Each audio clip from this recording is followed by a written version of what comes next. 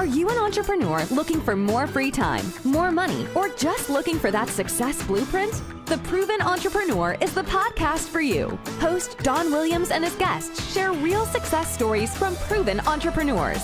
Here's your host, Don Williams.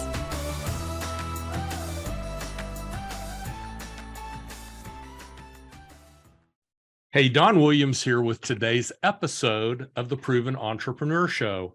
I have a real treat for you today. I have a husband and wife team.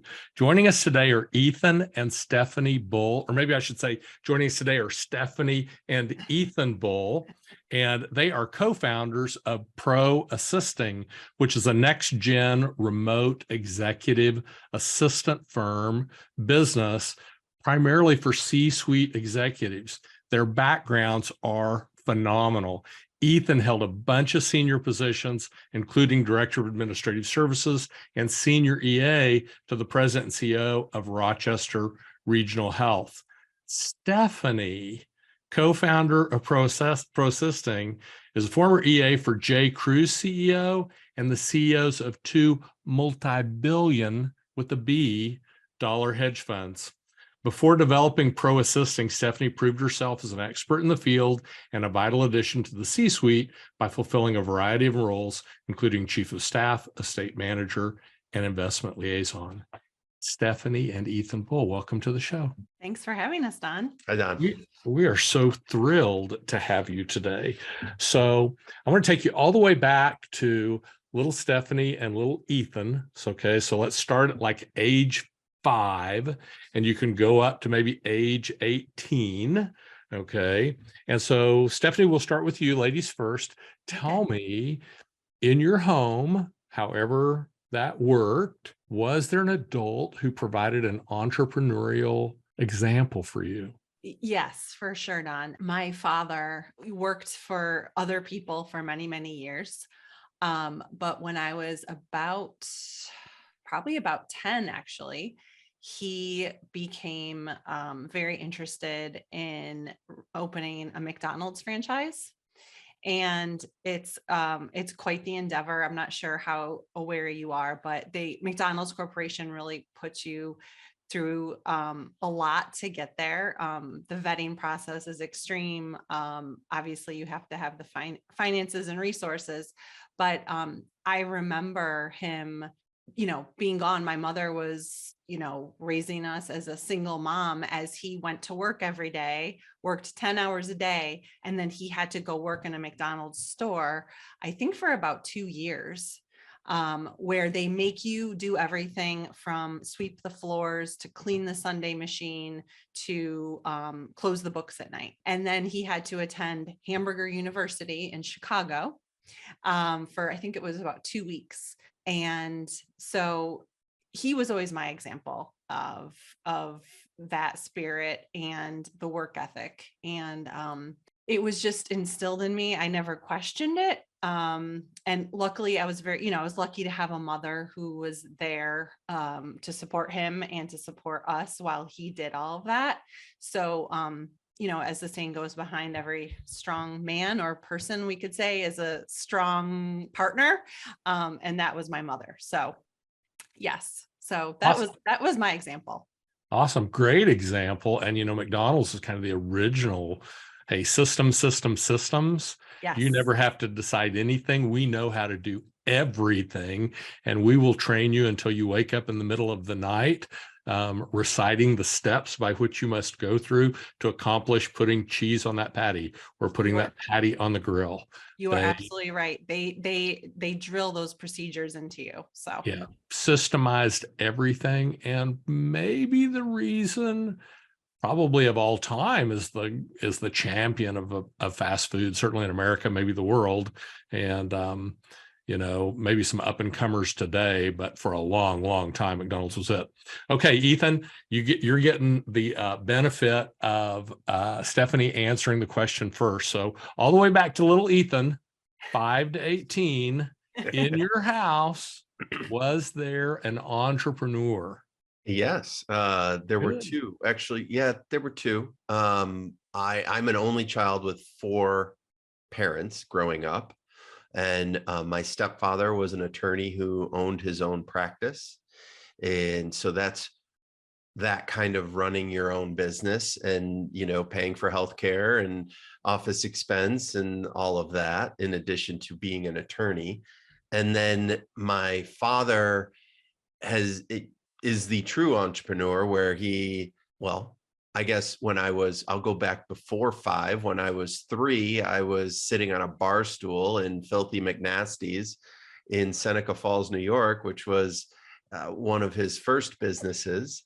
And then he transitioned and did real estate while he was running the bar, and became a broker, and then a home builder, and then sold the bar and bought a trailer park with my grandfather, and then bought a bowling alley, and then sold the bowling alley to buy into a restaurant, ran the restaurant for 21 years, collected a couple more trailer parks, and really was the embodiment of the entrepreneur, and realized he really couldn't work for someone else, Yeah. and wanted to forge his own path and create his own schedule. So both those role models really embodied the entrepreneurial spirit.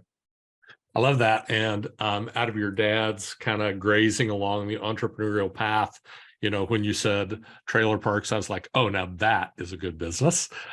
Just a kind of a custom real estate play, but really, really solid business. And I, as an entrepreneur, many people think entrepreneurs start out of a profit motive, and I find that to be rarely the case.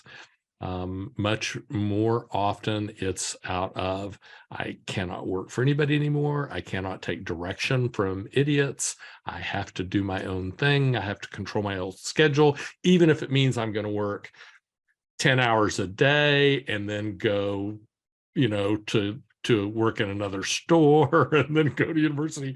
I mean, it's just kind of the entrepreneurial way. So, okay, we're at 18, you graduated high school. And so Stephanie, you then joined the Merchant Marine, backpacked across Europe. What was your first step out of your childhood home?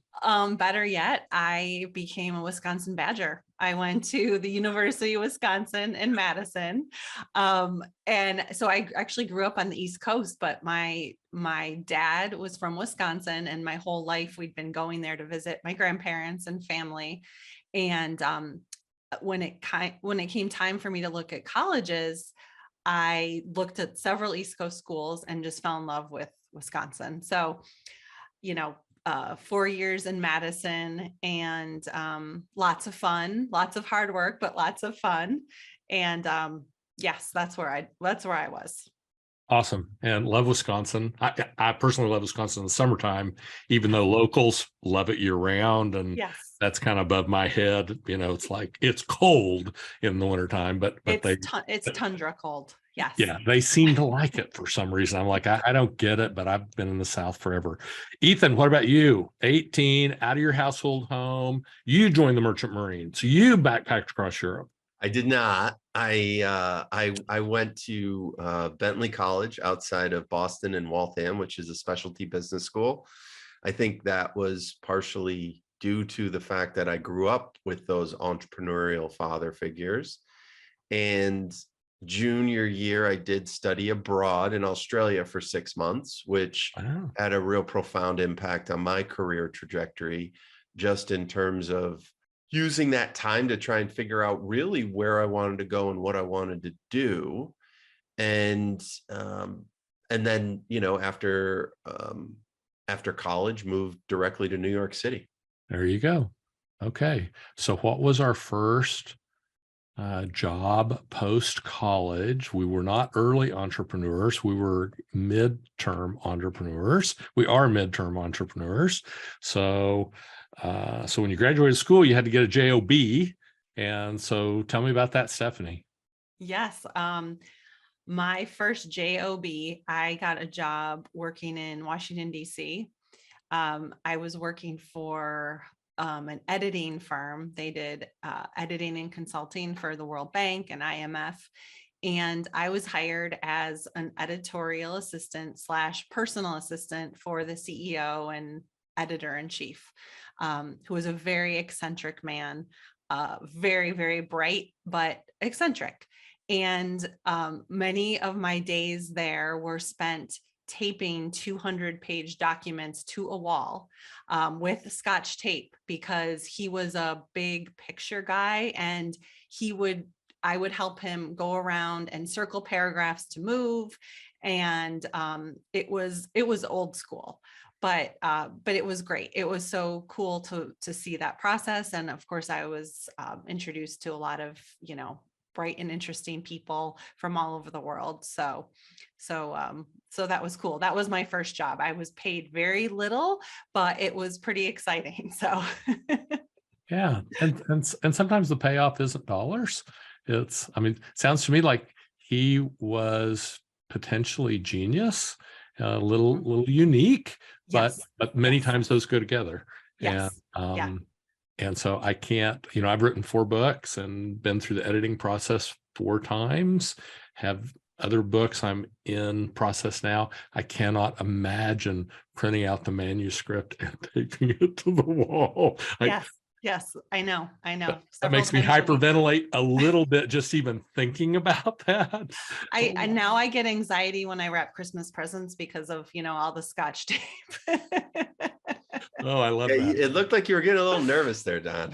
I'm just saying, I've got literally 3 books in process right now, which I don't recommend anybody do that. Yeah.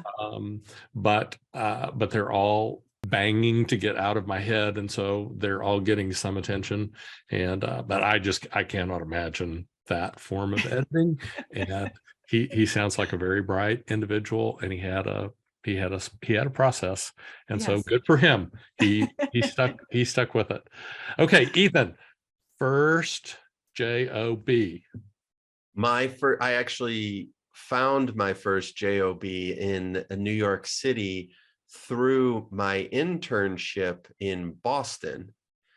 During my senior year in college, I was interning for WEA, which is Warner Elektra Atlantic, 3 record labels under the Warner Brothers conglomerate, if you will. And I heard that Warner Brothers was shooting a movie in New York and needed production assistants. And it just so happened that my uncle lived in New York and had a 1-bedroom apartment that he used as his office. So my stepfather convinced him to let me pay half the rent bill. And since it was rent controlled, it was like $300 a month, which was fantastic. And so that brought me to New York to work on a film. And I was both in the production office as well as on set. And my first day going up into the production office in the elevator, I rode the elevator with Meg Ryan, and it was just the 2 of us. I was very starstruck. She was extremely gracious and talked to me really down to her level and down to a very human to human level, which really blew my mind. It goes back to how gracious she was. And that was my first day in New York. Welcome to the Big Apple. Yeah. Yeah. As you said, internship in Boston and first job in New York City. And I'm a huge baseball fan. I'm like, well, it wasn't the Red Sox to the Yankees. That much I know. And so, okay. So what put you, Stephanie, tell me, you kind of stepped into the EA job at the editor company.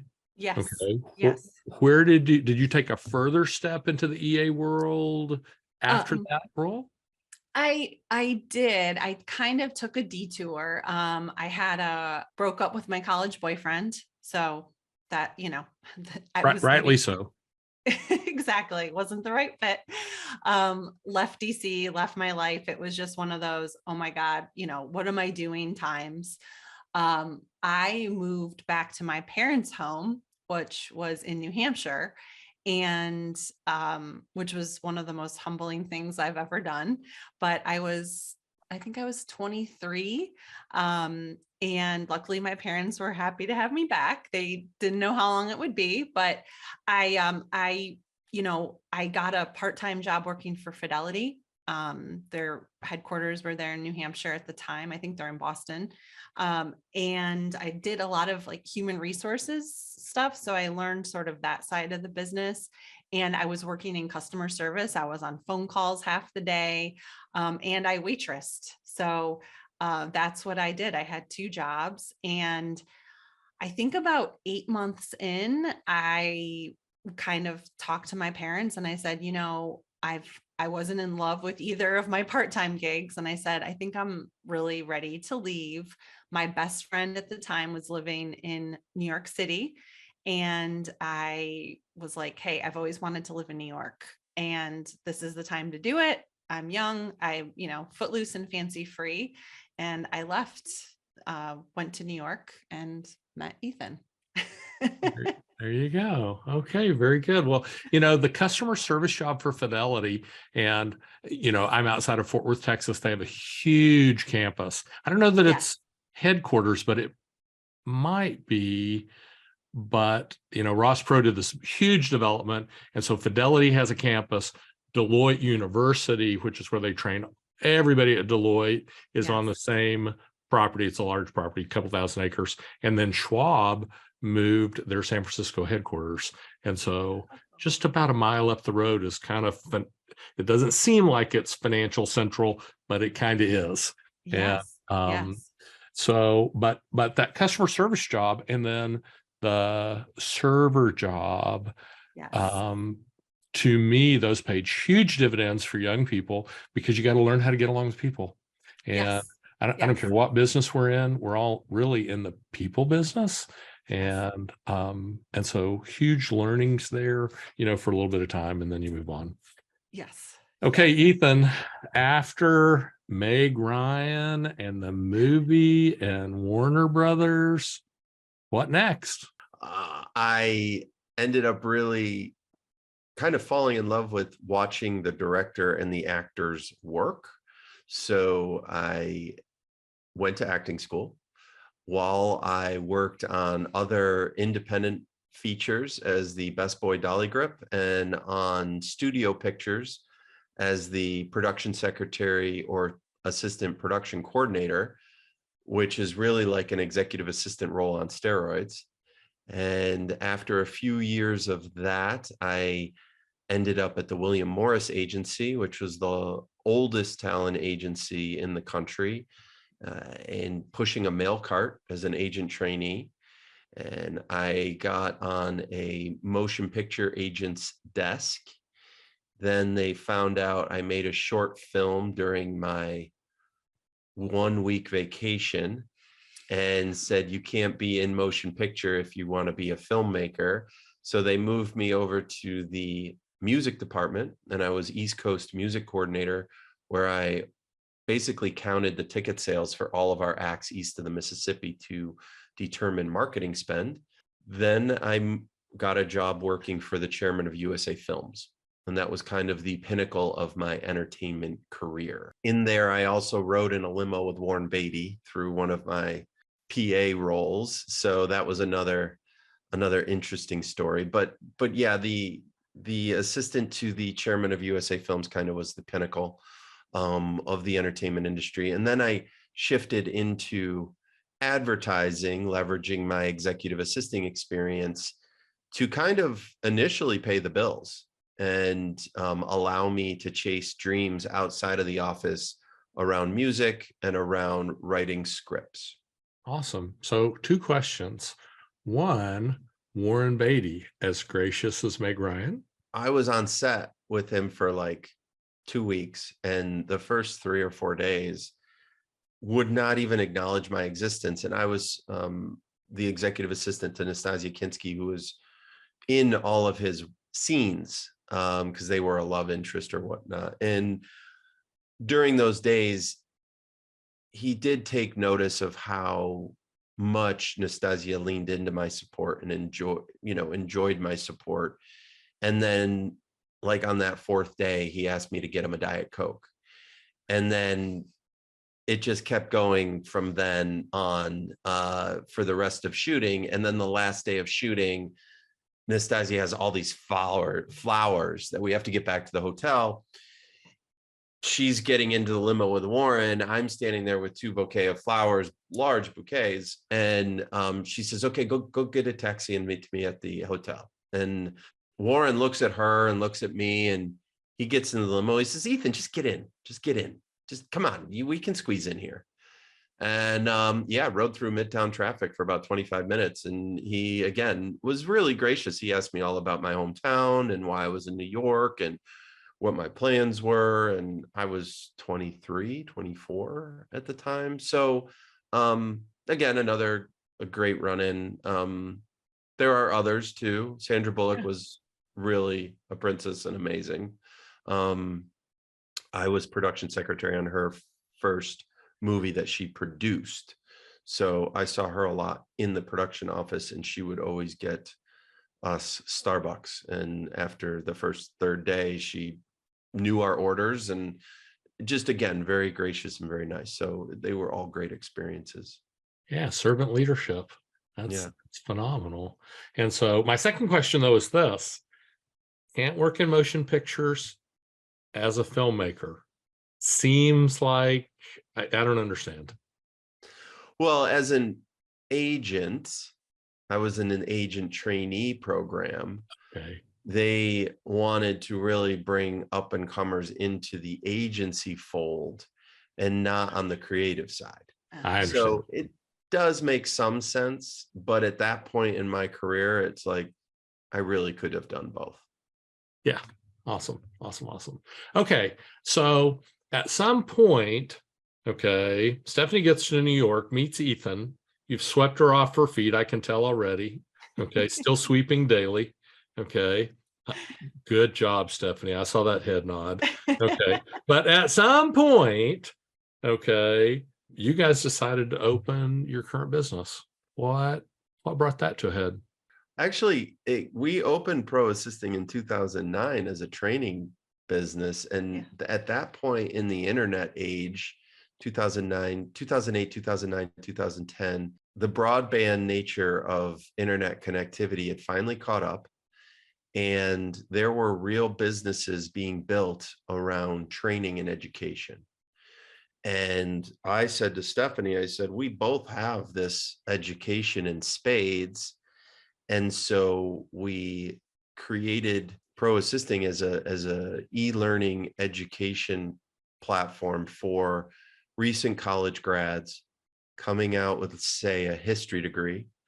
And yet, where do they get a job? What do they do? But they're really interested in publishing. Well, if you take our training and you get a job as an assistant in publishing and really shine, you can get promoted from within and be on your way. We recorded the e-learning modules in our closet to get good sound. It was great sound, by the way. And that form of our business lived from 2010 through 2017. And then in 2018, we made the pivot to providing remote executive assistant support.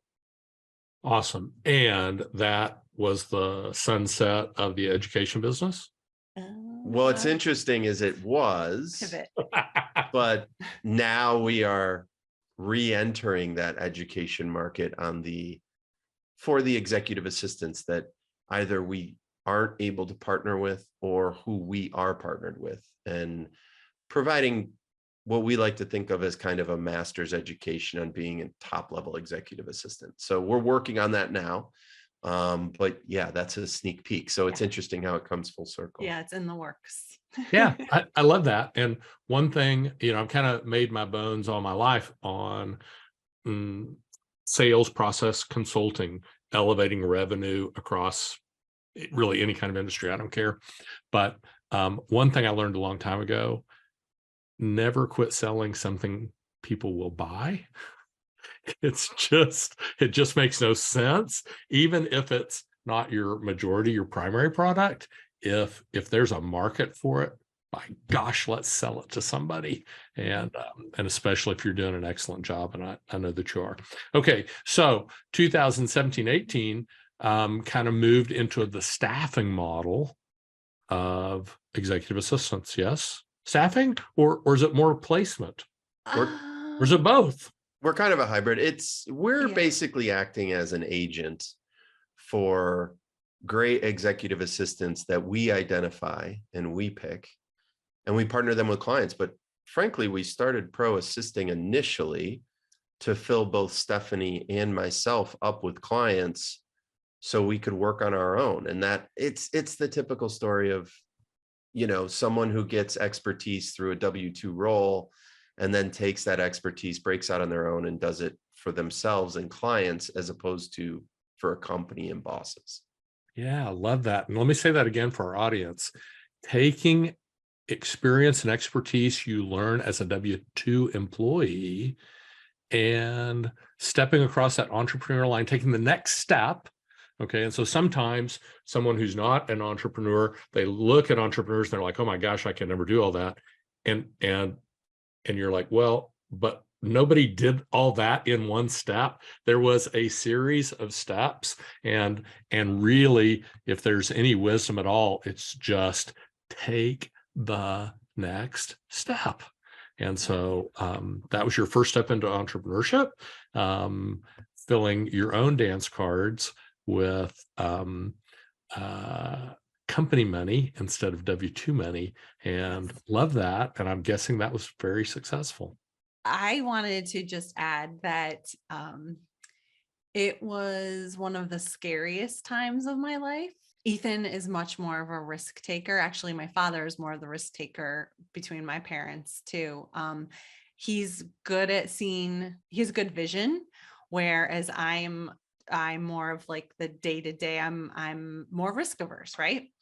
And it was scary because I only had one client that I was working for at that point. And Ethan was making the leap from his full-time job working for someone else. And it was scary. It was scary being on our own. It was exciting, but it was also scary in the beginning until we started to, yes, exactly, grow our own dance cards. And then we brought more people into the fold, but it was scary. It was not smooth sailing from the start. I love that. And thanks for sharing that.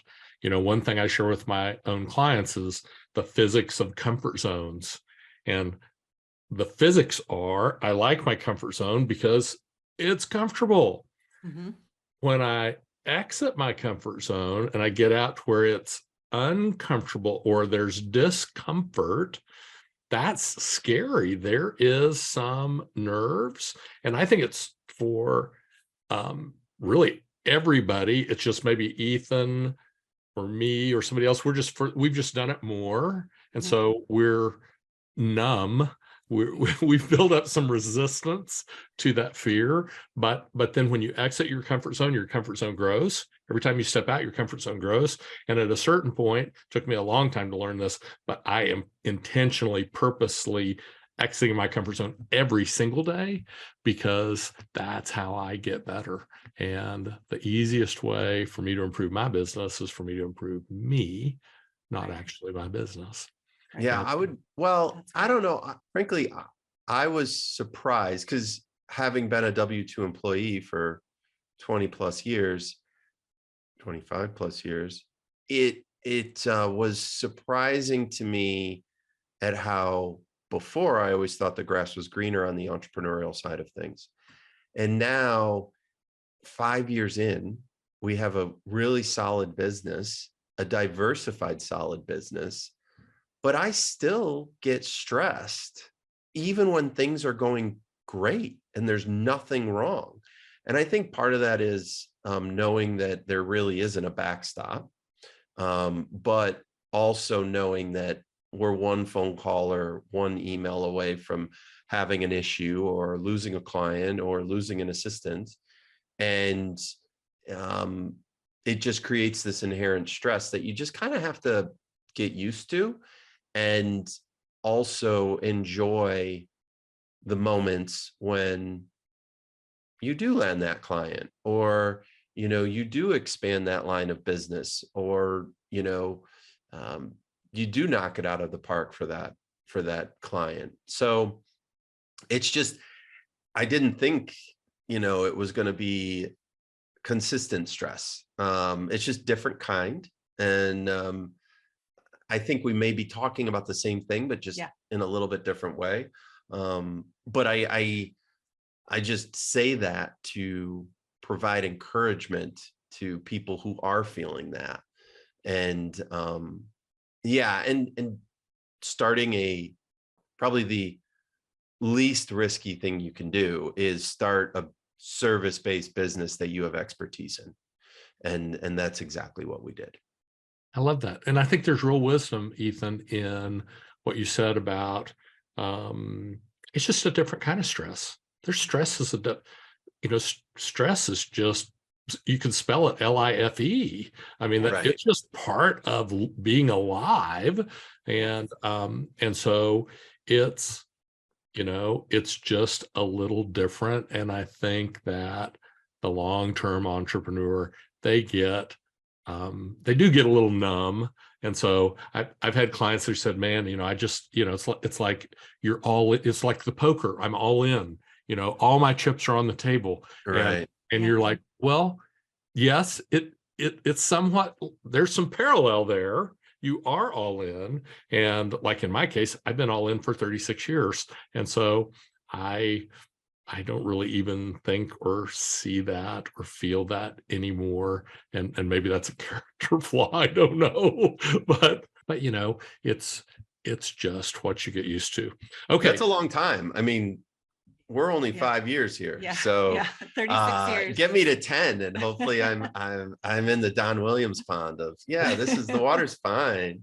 I think I think the longer you do it, the more comfortable you get, and the more you learn. And it doesn't mean that I am still learning. I just got back from 3 weeks in Africa with my wife, and we had not traveled. We've not had a significant trip since 2019 when we went to China for a month. And that's kind of how we like to travel, go someplace and stay a long time. Right. And but after about a week, I told her, I was like, I didn't realize how kind of crisp I was getting. I was just kind of I didn't realize I was getting burned out, but now that I'm not in the office, I'm not shooting episodes, I'm not writing, I'm not working, okay, I can feel the change. And so it's important to take some breaks. Okay. Yes. And another thing I love between the two of you. So for many couples, very hard to do the wife-husband thing and the business partner thing. And I don't know, do you have children? Yes. Oh, we have. And the parent thing. Oh, yes. An 8 and a 12-year-old. So all of that is kind of like a big ball of yarn. And so obviously you're doing it very well. Congratulations, kudos. And to my entrepreneur couple friends, I would just tell you communication and expectation are critical. And so when you think you're communicating enough, communicate a little more. And when you think everybody understands your expectations and you understand everybody else's, get a little more understanding and be a little more clear.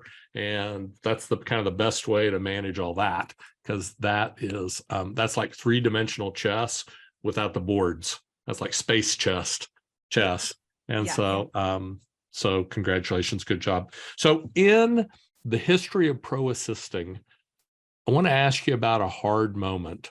So something that happened, some event.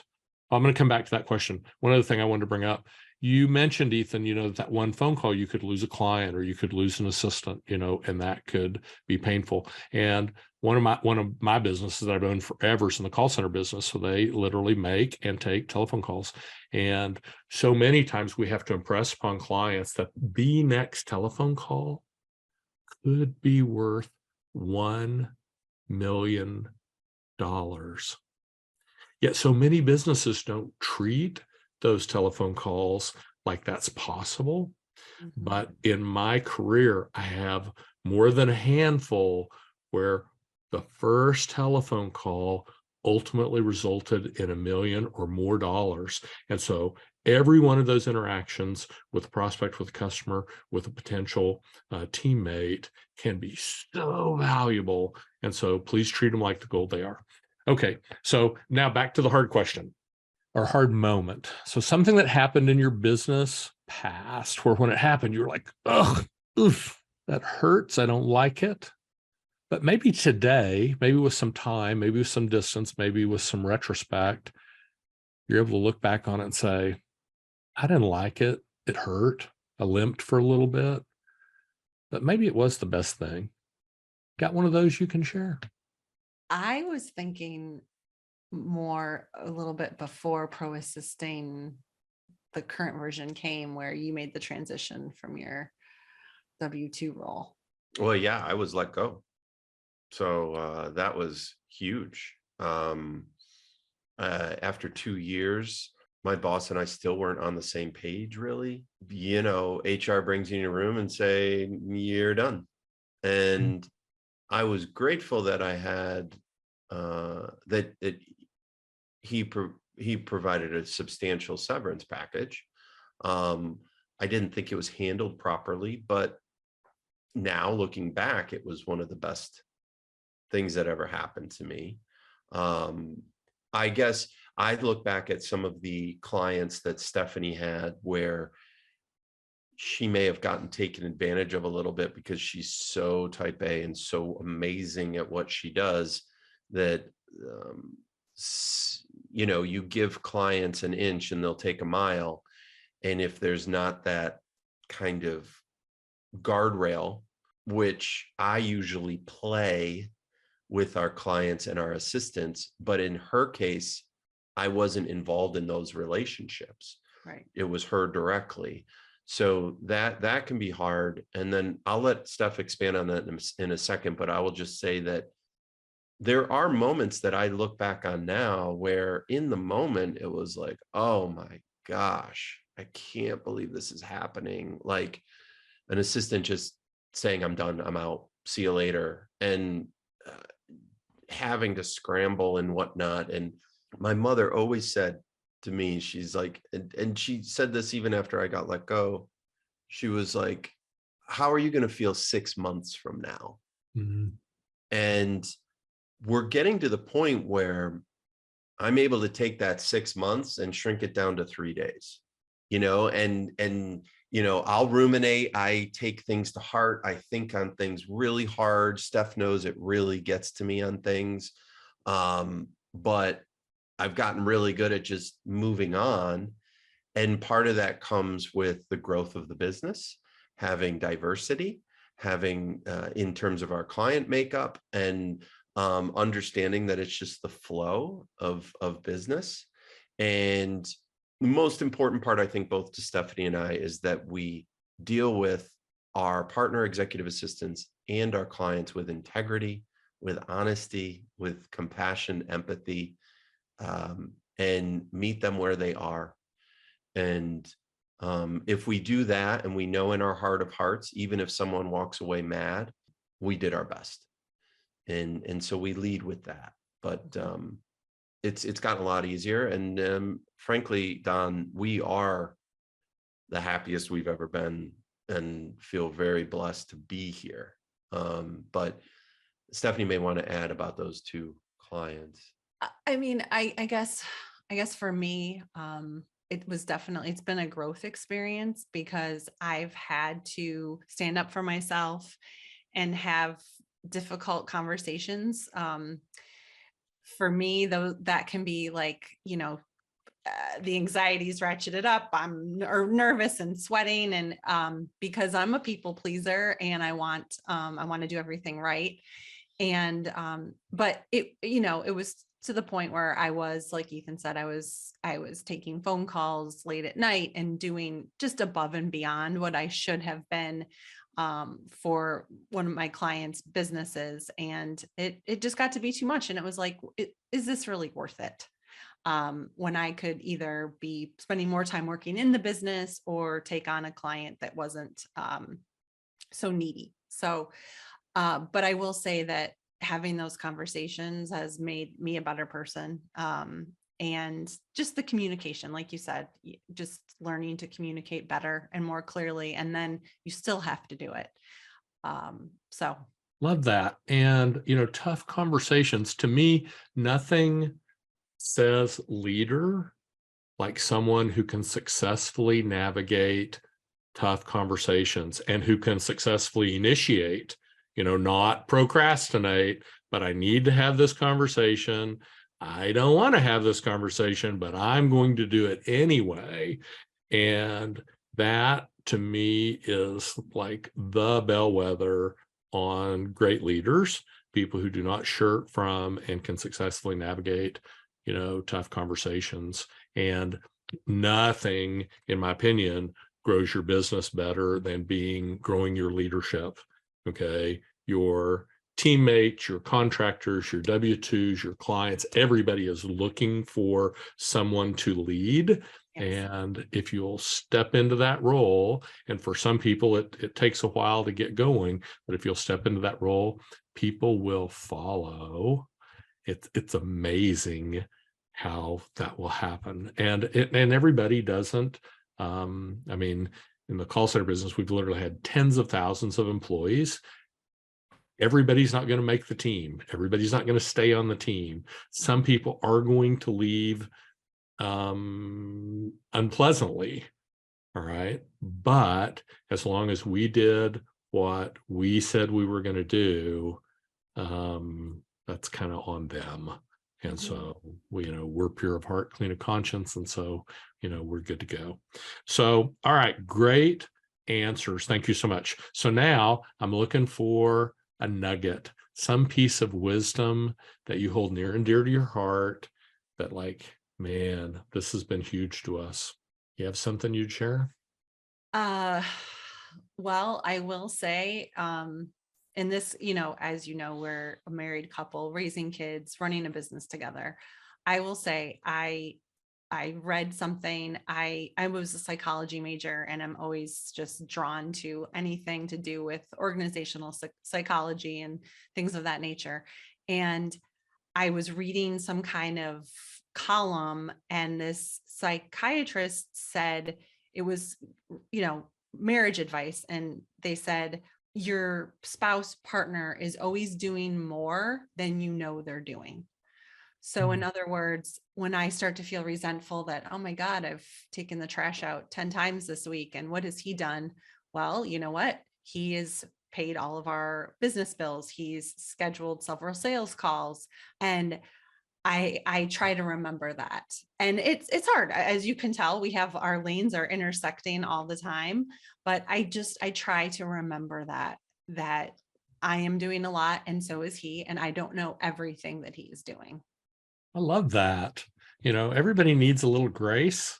Yes. Everybody needs a little grace, every day. So one thing, about 5 or 6 years ago, I was in Bangkok, Thailand. I listened to this. She's really an electrical engineer, but she was talking about the relationship between human emotion and performance, and how that humans perform at their very best when they express or experience gratitude, and at their very worst when they express or experience fear or shame.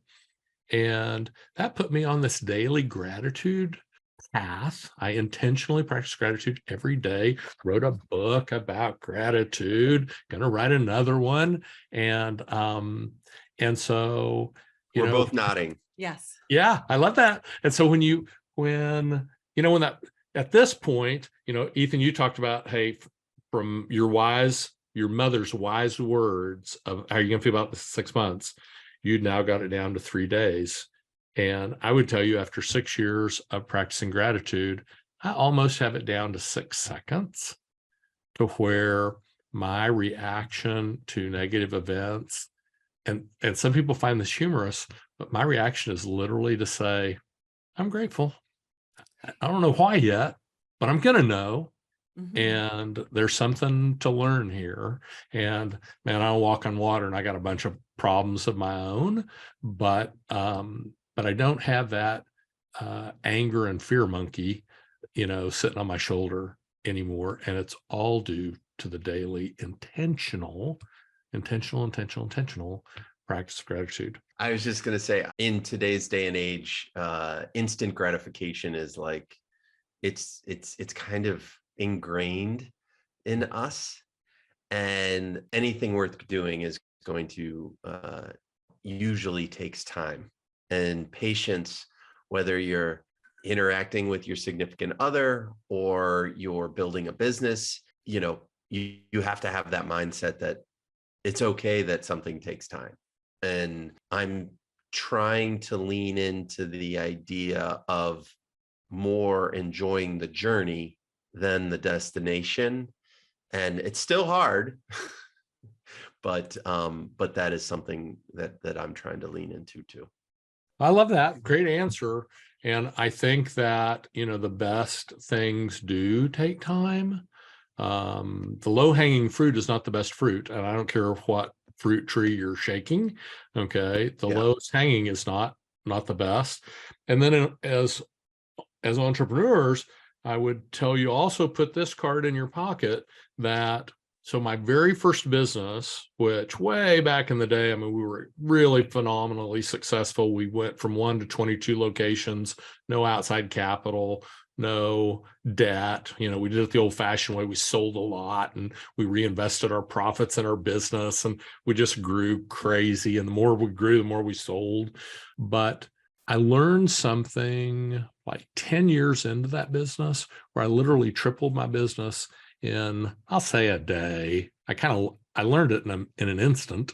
Okay. And I was like, oh, I think that's magic there. And literally we implemented it that day, and we went from doing this volume to doing this volume. And so I agree, worthwhile things take some time, but as an entrepreneur, sometimes, some days, some ways you can scale like that. And so I encourage our audience to keep your mind open to, is that possible? Because if your mind's not open to it, it'll walk by you and you'll never see it, hear it, feel it, smell it. But it can happen, and it doesn't really matter what kind of business you're in. Okay, so all right, we're a short time. Okay, and so I got to ask you to be brief, but I reserve the right to recall you for a future episode because I have many other things I want to talk about. But Stephanie, I'm going to take you all the way back to 20-year-old Stephanie. Yes. You get 60 seconds for 30-year-old Stephanie now. Just say thank you. Thank you. To share 60 seconds of wisdom with 20-year-old Stephanie. Okay, so into the time machine you go, all the way back. You only have 60 seconds. What do you tell her? This is a hard question. Don't be afraid. More to what Ethan had said is, are you going to be worried about this 6 months from now? Is this something to dwell on? Take chances. I was pretty brave. I moved to New York City. I had no job, no place to live. And I think I've gotten a little bit more conservative as I've gotten older. And I would say, keep taking chances and just going from your heart. Oh, awesome. Love that. Love that. Okay, Ethan. I would say to my 20-year-old self, your 20s should not be focused on making money. It should be focused on your education. And I don't mean college. I mean work education, being exposed to positions and roles and working hard for maybe what you feel is not enough money, but understanding that foundation of knowledge can make you a millionaire by 35. And it's putting that time in your 20s to, it's kind of like You Incorporated, You Inc. Alex Hormozy says, not the S&P 500, meaning investing money into the S&P 500. It's the S&P and me, meaning invest money in you, in your education, in your jobs, to put yourself in connection with very interesting and driven people, even if the comp initially is low, because you're going to be building a foundation that you're going to build off of from the rest of your life. Great counsel. And so I have many more questions. Unfortunately, I don't have any more time. And so I would like to invite you to come back at some future date and let me get to the second set of questions, if that's okay. Sorry we took so long. Yeah. No, it's phenomenal. That's today's episode of the Proven Entrepreneur Show. Thank you, and we'll see you next time. Bye now. That's today's episode of The Proven Entrepreneur. Go to provenentrepreneurshow.com, subscribe to the show, leave an iTunes review, and you could win a $25,000 VIP day in Dallas with Don himself. And get Don's easier and faster selling with video course free. Please join Don on the next episode of The Proven Entrepreneur.